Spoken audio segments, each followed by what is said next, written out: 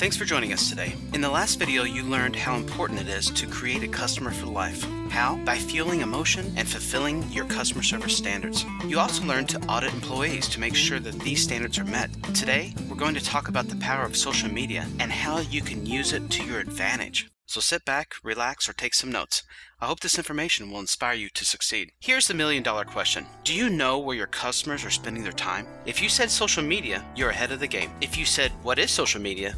You're just like the rest of us. Here's the deal. The online encyclopedia, Wikipedia, defines social media as a term used to describe the type of media that is based on conversation and interaction between people online.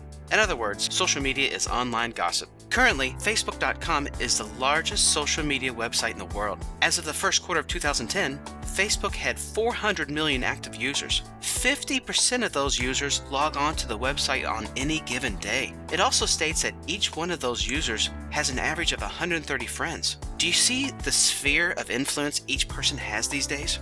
30% of these Facebook users are within the United States. 30%. That means 120 million Americans are on Facebook every other day.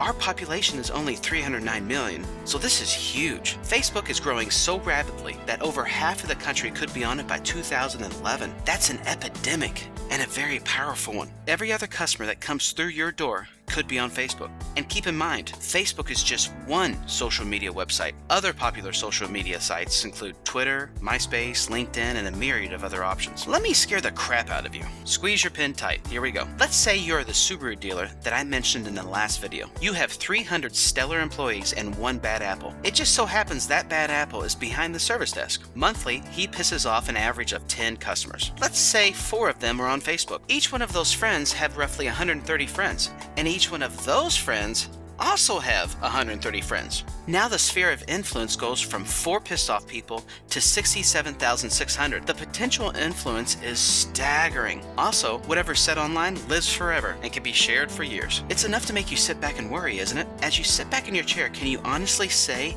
you know exactly how your customers are being treated? Do you ever look out the front door wondering where all your customers are? Well, stop worrying and take action. It might be time to revisit the lesson on employee audits. As a business owner, you need to make certain your customer service standards are met. That way, the positive reviews on social media can outweigh the negatives any day of the week. Social media has the power to build your business. Focus on this power and make it work for you. Business owners ask me all the time whether they should have a social media page on Facebook. My answer is maybe, and here's why. Facebook is user controlled. People choose their friends and choose their content. You know what people don't choose? Solicitations. People hate solicitations. When XM and Sirius Satellite Radio came up with commercial-free radio, people snapped it up. Why? We are so sick of solicitations. You want proof? Just look at your horrible conversion rate on your business mailers. Most people do not open anything that even smells like a solicitation. Did you know that a substantial number of Census Bureau mailers were thrown out because it wasn't painfully clear that the census was government issued? The list goes on and on. The point is this: you cannot use social media to sell. If you try, you will be defriended. People who do not understand this should not join Facebook for business purposes. People who do understand this, well, here are some things you can do to build your business. Make a business fan page. Assign staff members to update it at least 2 or 3 times a week. Updates should be in the form of applicable or informative information, videos, or article links. Once customers begin to comment on the page, the administrator can comment back. Always positive, always informative, and always quick to address issues. The only thing not allowed? Selling. I repeat, if you try to sell a product on social media sites, you will fail instantly. People refuse to be solicited on social media sites, period. Now, let's talk about your personal page and how to leverage it for your business. People use social media for chit-chat, referrals, questions, opinions, and news. Personally, I love knowing that I can ask my 200 friends anything I want, and I always receive great insight. And the same goes for them. Because my friends know what I do, any one of them can ask me questions about cars, boats, electronics, computers, housing, real estate, etc. And they will receive an expert opinion. Yet, I don't ever try to sell anything on social media websites. I just help people if they have a question. Is your sales staff on Facebook?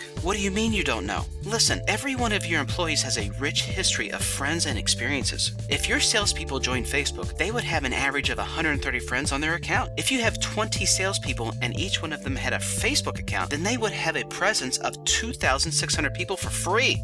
Discuss this with your staff. but be certain to explain the no selling rule. Facebook accounts should be mandatory for your employees. Without conversations between two people, sales do not exist. The more your employees talk, the more sales you will make. Remember, nobody cares about your business. People don't relate to businesses. Your customers only see your employee. They only relate to your employee. Your employee is your business. How much money do you spend promoting the people of your business? Thanks for watching. We hope you'll join us next time to learn how to maximize marketing. Marketing is a critical aspect of your business. Often people think marketing has to be a high-cost, high-profile effort.